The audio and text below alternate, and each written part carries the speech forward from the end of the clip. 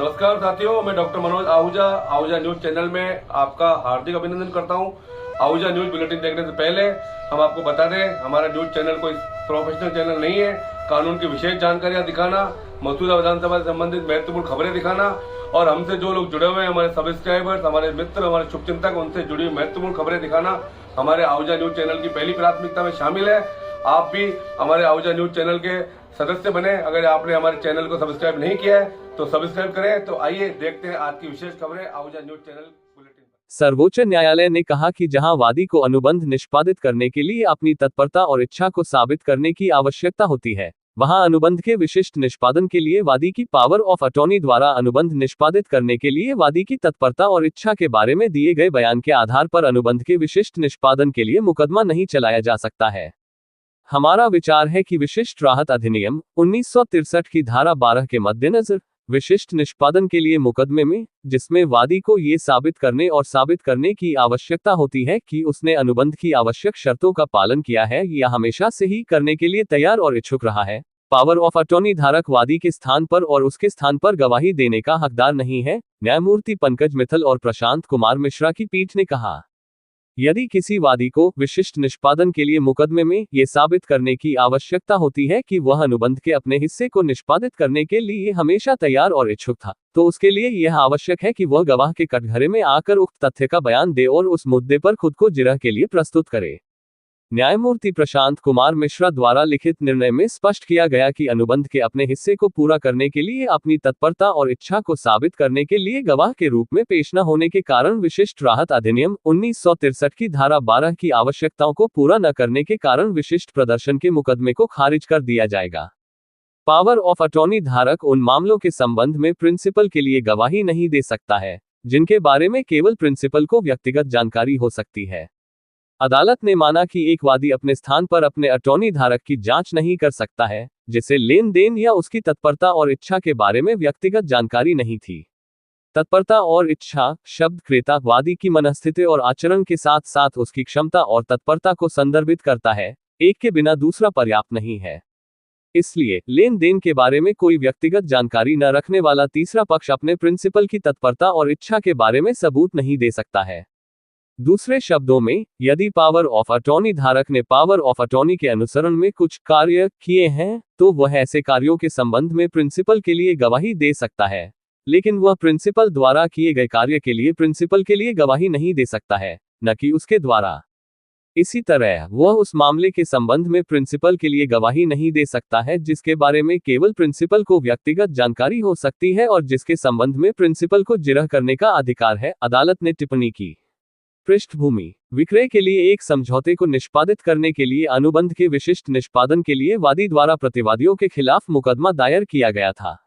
अनुबंध को निष्पादित करने के लिए वादी की तत्परता और इच्छा वादी द्वारा साबित नहीं हुई थी, बल्कि उसके पावर ऑफ अटॉर्नी द्वारा साबित हुई थी, जिसे वादी की तत्परता और अनुबंध को निष्पादित करने की इच्छा और वादी और प्रतिवादी के बीच मुकदमे की संपत्ति के संबंध में हुए लेनदेन के बारे में जानकारी नहीं थी। ट्रायल कोर्ट ने वादी के पक्ष में मुकदमा चलाने का आदेश दिया। हालांकि ट्रायल कोर्ट के फैसले को उच्च न्यायालय ने इस आधार पर पलट दिया कि अपीलकर्ता वादी गवाह के कटघरे में पेश होने में विफल रहा, उसके पावर ऑफ अटॉर्नी धारक की गवाही को इस तरह के सिविल मुकदमे में वादी के बयान के रूप में नहीं पढ़ा जा सकता। इसके बाद वादी अपीलकर्ता ने सर्वोच्च न्यायालय का दरवाजा खटखटाया। संबंधित रिपोर्ट भी पढ़ें। पावर ऑफ अटॉर्नी धारक उन तथ्यों के बारे में साक्ष्य नहीं दे सकते जो उनके द्वारा प्रतिनिधित्व किए जाने वाले व्यक्तियों के व्यक्तिगत ज्ञान में है। सर्वोच्च न्यायालय। केस का शीर्षक, राजेश कुमार बनाम आनंद कुमार और अन्य।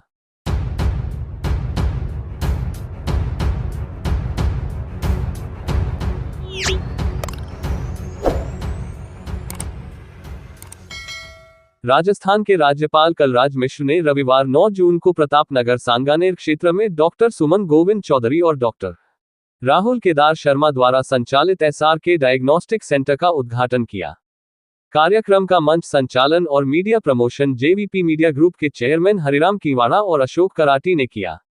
इस अवसर पर नसीराबाद विधायक रामस्वरूप लांबा, अजमेर CCB के अध्यक्ष मदन गोपाल चौधरी, पूर्व अध्यक्ष गणेश चौधरी, पूर्व विधायक जीतराम चौधरी, अजमेर के additional CMHO doctor Ramlal Chaudhary, विश्व विख्यात हृदय रोग विशेषज्ञ doctor Ajit Bana, doctor RS Khedar, Shri Jagannath मंदिर के RP शर्मा, संगम ग्रुप भीलवाड़ा के CEO Anil Sharma, reserve bank of India के पूर्व सहायक महाप्रबंधक श्याम सुंदर शर्मा, यूको बैंक के महाप्रबंधक Jugal Kishore Sharma, income tax commissioner Shailendra Sharma, Mundra woollen mills के ओनर शिवरतन मुंद्रा, जिला परिषद सदस्य Nandlal Berwa Ajmer, doctor MP Goyal, doctor Manish Sharma radiologist, doctor GL Sharma cardiologist, doctor Sunil Punia ji, doctor Puja Chaudhary, Shivji Ram Chaudhary शासन सचिवालय जयपुर, प्रकाश जी शर्मा HOD राजस्थान विश्वविद्यालय, रवि चौधरी प्रधान दूदू, डॉक्टर दिनेश द्विवेदी, वरिष्ठ पत्रकार सुरेश सिंघवी समेत गणमान्य जन मौजूद रहे।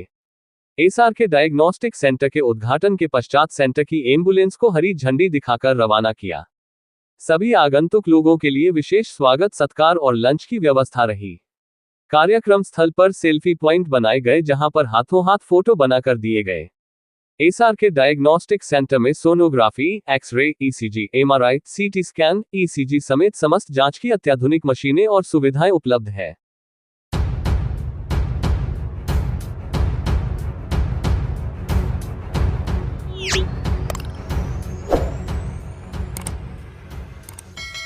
भारतीय जनता पार्टी केकड़ी शहर मंडल द्वारा आज महाराणा प्रताप जयंती हर्षोल्लास से मनाई गई। इस मौके पर भाजपा कार्यकर्ताओं ने अजमेर रोड स्थित महाराणा प्रताप स्मारक पर महाराणा प्रताप की मूर्ति पर माल्यार्पण कर उनको श्रद्धांजलि अर्पित की। इस मौके पर मंडल अध्यक्ष अनिल राठी, नेता प्रतिपक्ष राजेंद्र चौधरी सहित वक्ताओं ने कहा कि अपनी मातृभूमि की रक्षा व स्वतंत्रता के लिए महाराणा प्रताप ने अपना राजपाट त्याग कर अपने महलों का सुख छोड़कर जंगल जंगल में घूमते हुए सैन्य बल इकट्ठा कर और मुगलों से लोहा लेकर अपने मातृभूमि के लिए संघर्ष किया, जो इतिहास के पन्नों में अमर रहेगा। ऐसे वीर शिरोमणि महाराणा प्रताप को हम आज श्रद्धा सुमन अर्पित करते हुए अत्यंत गौरवान्वित महसूस करते हैं। इस मौके पर भाजपा मंडल अध्यक्ष अनिल राठी, नेता प्रतिपक्ष राजेंद्र चौधरी, महामंत्री अर्जुन सिंह शक्तावत, रामबाबू सागरिया व कमल सांखला, किसान मोर्चा जिला मंत्री धनराज चौधरी, SC मोर्चा जिला महामंत्री धनराज नायक, पार्षद सुरेश साहू, दशरथ साहू, मंत्री सुरेश सेन सहित कई भाजपा कार्यकर्ता मौजूद रहे।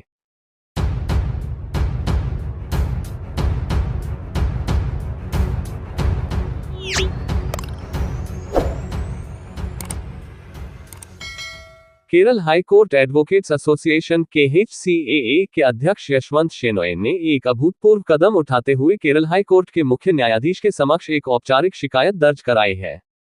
ये शिकायत सेवानिवृत्त न्यायाधीश जस्टिस मैरी जोसेफ की गतिविधियों के संबंध में है। शेनॉय के अनुसार जस्टिस जोसेफ ने 2 जून को अपनी सेवानिवृत्ति के बाद भी जजमेंट लिखना और बैकडेट करना जारी रखा है। व्यक्तिगत क्षमता में लिखे गए पत्र में शेनॉय ने आरोप लगाया है कि जस्टिस जोसेफ अक्सर हाई कोर्ट में अपने चेंबर में जाकर लंबित जजमेंट्स पर काम करती हैं, जो आमतौर पर व्यक्तिगत वस्त्रों को साफ करने की अनुमति वाली अवधि के बाद स्वीकार्य नहीं होता। ये घटना हाल ही में सुप्रीम कोर्ट के एक फैसले की याद दिलाती है, जिसमें मद्रास हाई कोर्ट के एक जज को सेवानिवृत्ति के बाद भी केस फाइल अपने पास रखने के लिए आलोचना की गई थी। पत्र में यह भी उल्लेख किया गया है कि जस्टिस जोसेफ की हाई कोर्ट के IT सिस्टम तक पहुंच अभी भी सक्रिय है, जिससे कानूनी दस्तावेजों और रिकॉर्ड्स के संभावित हेरफेर का खतरा है।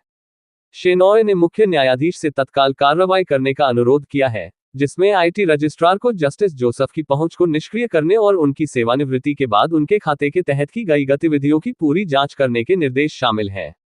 इसके अलावा शेनॉय ने किसी भी रजिस्ट्री अधिकारी के खिलाफ अनुशासनात्मक कार्रवाई की मांग की है, जो बैकडेट की गई जानकारी के अपलोडिंग में शामिल हो सकते हैं। किसी भी आगे की छेड़छाड़ से बचने के लिए शेनॉय ने जस्टिस जोसेफ और उनके कार्यालय से जुड़े विशेष मामलों की वेब स्थिति की निगरानी के लिए कदम उठाए हैं। ये शिकायत उस पृष्ठभूमि के बीच आई है जब शेनॉय और जस्टिस जोसेफ के बीच संबंध तनावपूर्ण रहे हैं। पिछले साल शेनॉय को न्यायालय की अवमानना मामले का सामना करना पड़ा था, जब जस्टिस जोसेफ ने स्वयं उनके खिलाफ कदाचार के आरोप लगाए थे।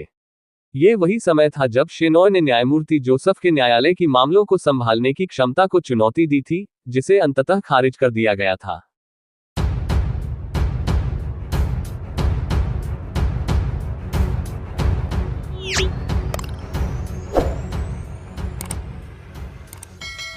रविवार को कायड़ विश्राम इसलिए में चल रहे एनसीसी के वार्षिक प्रशिक्षण शिविर में कैडेट्स को जहरीले सांपों की प्रजातियां सहित सड़क सुरक्षा के नियमों की जानकारी दी गई। कैंप कमांडेंट कर्नल सोबित घोष ने बताया कि एनसीसी पाठ्यक्रम के अनुसार कैडेट्स को कैंप में विभिन्न प्रकार का प्रशिक्षण प्रदान किया जा रहा है। रविवार को कैडेट्स को कोबरा मित्र सुखदेव भट्ट व उनके साथी टीम द्वारा जहरीले सांपों की प्रजातियां से संबंधित जानकारी प्रदान की गई। उन्होंने बताया कि सांप प्रकृति के पर्यावरण के महत्वपूर्ण घटक हैं। सांपों की अनेक प्रजातियां जहरीले नहीं होती है, परंतु डर के कारण सामान्य जन सांपों को देखते ही मार देते हैं, जिससे पर्यावरण का असंतुलित होता है। उन्होंने बताया कि सर्प प्रजाति को करने के बजाय उन्हें पकड़कर जंगल में छोड़ना चाहिए।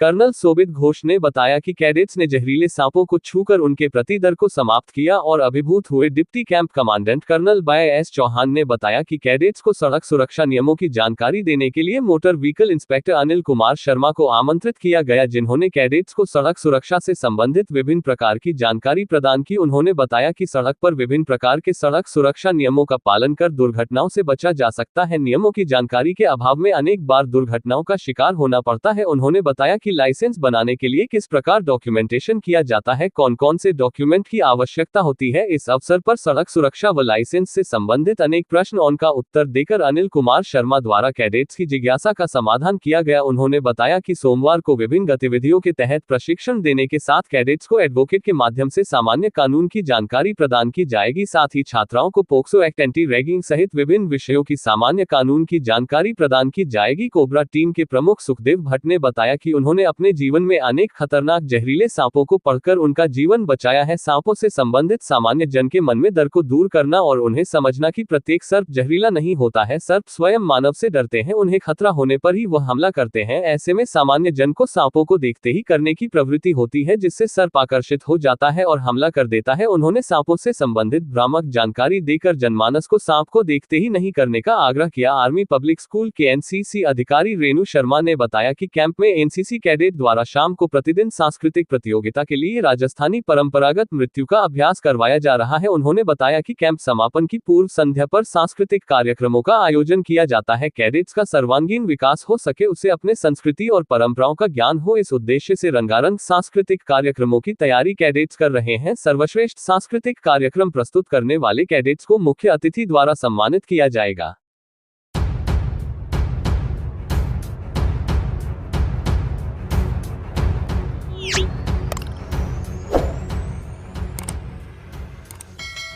कस्बे के राजा साहब और श्री राम पारायण मंडल के अध्यक्ष वीरेंद्र सिंह जी राठौड़ के सानिध्य में 55 सदस्यीय दल रविवार को भगवान श्री राम लला के दर्शनार्थ रवाना हुआ।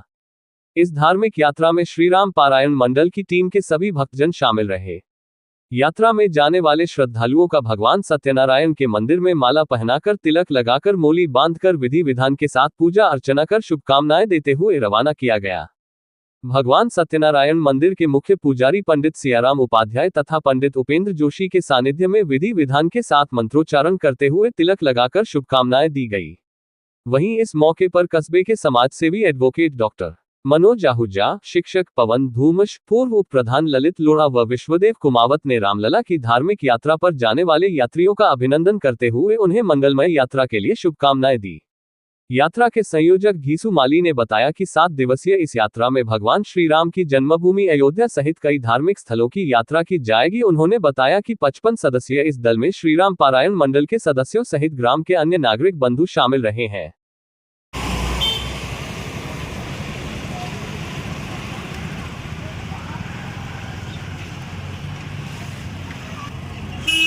नमस्कार साथियों, आज मैं आपको लेके हूँ बांदलोड़ा सत्यनारायण भगवान के मंदिर में। यहाँ आप देख सकते हैं भगवान सत्यनारायण मंदिर के बाहर श्री राम पारायण मंडल का पूरा ग्रुप अयोध्या जाने के लिए तैयार है। और कौन कौन जा रहे हैं, क्या इनकी यात्रा की भूमिका रहेगी, सभी बातों के लिए मैं आपको कनेक्ट करवा रहा हूँ। श्री राम पारायण मंडल के अध्यक्ष हमारे मोहन मना और वीरेंद्र सिंह राठौड़ साहब बताएंगे कि आज की ये धार्मिक यात्रा इनकी किस प्रकार से तय की जाएगी, इसमें कौन कौन लोग शामिल हो रहे हैं, क्या इसका उद्देश्य है, कब लौटेंगे, सारी बातों के लिए मैं आपको कनेक्ट करवा रहा हूँ वीरेंद्र सिंह राठौड़, जो हमारे यहाँ श्री राम पारायण मंडल के अध्यक्ष हैं। बताएं सर।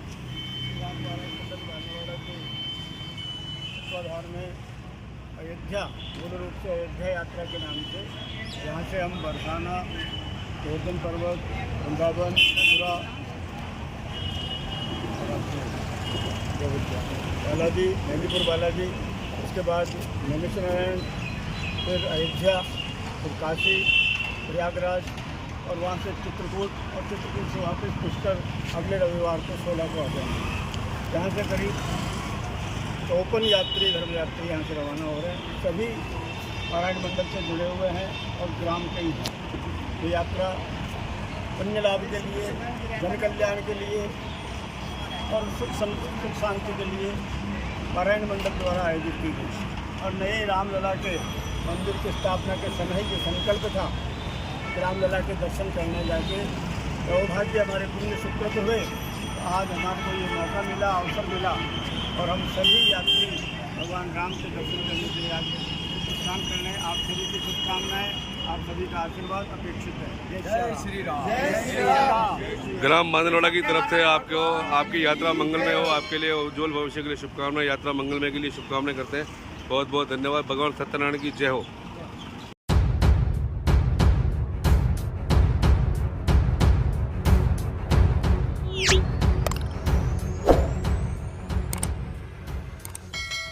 श्री जैन श्वेतांबर तपागच मूर्ति पूजक श्री संघ केकड़ी को गुरु धर्मधुरंधर सूरीश्वर जी महाराज साहब एवं महतरा सुमंगला महाराज का आशीर्वाद स्वरूप शासन प्रभावी का साध्वी श्री सौम्या प्रभा श्री जी महाराज साहब आदि ठाणा 4 का इस वर्ष चातुर्मास मिला है।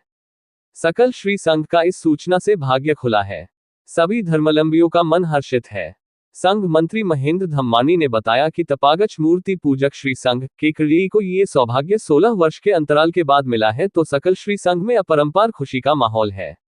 इसी क्रम में उन्होंने बताया कि आचार्य श्री धर्मधुरंधर जी महाराज साहब की सुशिष्या साध्वी श्री सौम्या प्रभा श्री जी महाराज साहब, साध्वी श्री सौम्या दर्शना श्री जी महाराज साहब, साध्वी श्री अक्षय दर्शना श्री जी महाराज साहब, साध्वी श्री परम दर्शना श्री जी महाराज साहब आदि ठाणा 4 का चातुर्मास सब्जी मंडी स्थित आत्मवल्लभ भवन में होना नक्की किया है।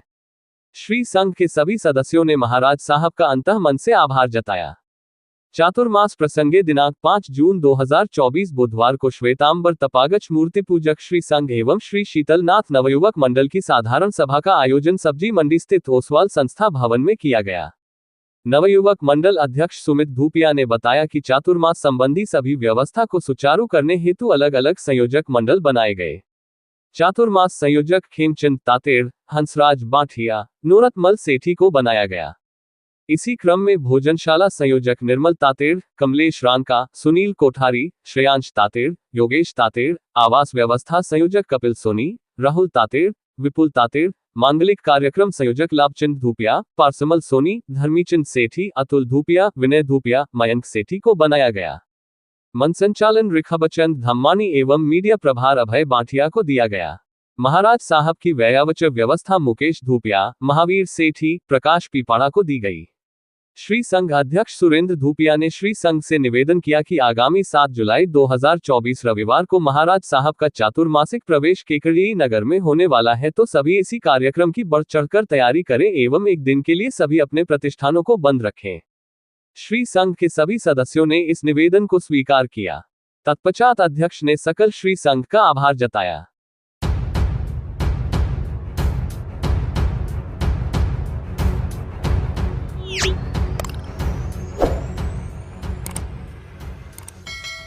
निकटवर्ती ग्राम खेड़ी गांव में विद्युत पोल पर काम करते समय कट की चपेट में आने से लाइनमैन किशन जाट की दर्दनाक मृत्यु हो गई।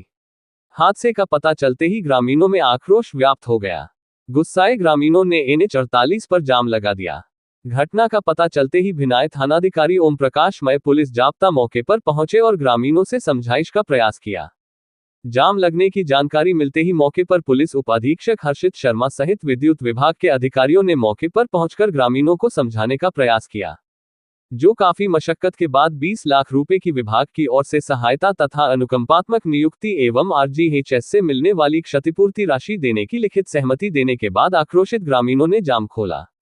वहीं घटना से संबंधित तथ्यों की जानकारी देते हुए ग्रामीणों ने बताया कि राताकोट निवासी किशन जाट खेड़ी में विद्युत पोल पर काम कर रहा था। अचानक लाइन में करंट प्रवाहित होने लगा, जिसकी चपेट में आने से किशन पोल पर ही चिपक गया। देखते ही देखते किशन के शरीर से चिंगारियां उठने लगी। कोई कुछ करता उससे पहले ही किशन की जलकर मौत हो गई।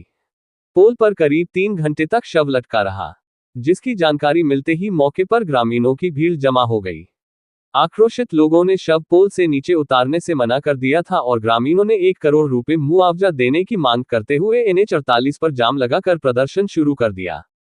जाम के चलते सड़क के दोनों ओर लगभग 1 किलोमीटर तक वाहनों की कतार लग गई, जिसके बाद अधिकारियों ने मौके पर पहुंचकर प्रदर्शनकारियों को समझाकर मामला शांत किया, लेकिन क्षेत्र में हुई इस घटना को लेकर ग्रामीणों ने अभी भी विभागीय कर्मचारियों की लापरवाही को लेकर रोष व्याप्त है।